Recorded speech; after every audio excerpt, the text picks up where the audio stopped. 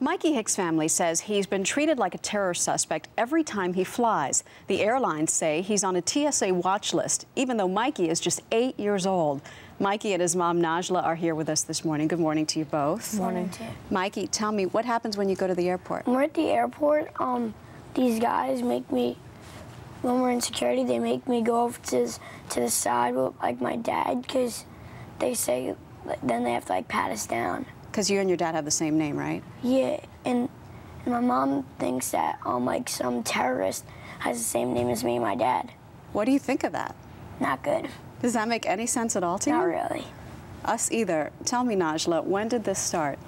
He was a baby. I think he was about 4 or 5 months old when we first flew to Florida for his baptism.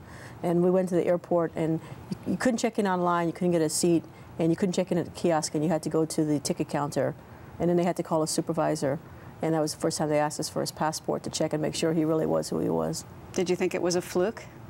Yeah, you didn't really think much about it. I mean, it was right after 9/11, so it was security. You really didn't think much about it. But every time after that, we continued to do it. You know, first it's like a little story you can tell your family. It's kind of funny, and then it's amusing, and then it's a little annoying.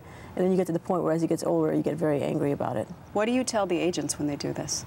You know, you try and find out why are you doing this? Why can't he check in? Why can't he get on a plane? And some of them say, well, we're not allowed to say, and some of them say, well, you know, he must have the same name as a potential terrorist, and he's on a list. And I'm like, what list? And they're like, you know, some will say, well, we can't say what list, and we get the list from the Homeland Security Department, and some will say he's on the watch list. He's not on the do not fly list, otherwise he couldn't get a ticket. But everyone's told us that he's on the watch list. So let me get this straight. This would-be bomber on Christmas Day who's on a list is able to get through and get on a plane, but little Mikey isn't without going through all this. Mike or his dad, every time we go to the airport, they both have to be cleared now before we, and sometimes they'll randomly, well, they say it's randomly, but sometimes they'll put these big 4-letter S's on top of his... red S's. Red S's, and you know that means, uh-oh, I'm going to get frisked. That means he's going to get patted down. So you have tried to contact people, you have sent documentation to the TSA. We had to bring the TSA there to help us get through. And not even that? Security. Did that even help? No, my dad doesn't help for anything. No. Wow. When the last trip that we went overseas 2 weeks ago, Congressman Pascal's office was great. He sent a representative from the TSA to meet us in Newark Airport to try and get us through the Continental, which was great. And Michael, the TSA guy, was wonderful and took us through security, but they were still patted down, even with a representative from the TSA there. Even though you had a TSA right there.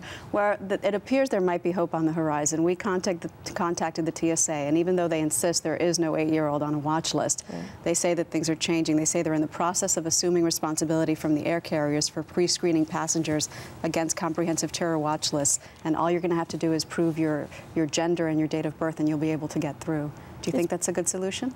Every time we go, we take his passport, they check his gender, they check his date of birth. They see that he's 8 years old, and he still has security problems. So, I mean, if they do it, great. I mean, you know, we totally understand that there needs to be security. We totally understand that this country is under constant threat. You know, we know all about 9/11. I mean, we live 11 miles from the city. But if you would just get all these people off the list that don't belong on the list, then maybe you'd find the right people. Nahjlah, Mikey, thanks a lot. Welcome. Good luck. Thank you.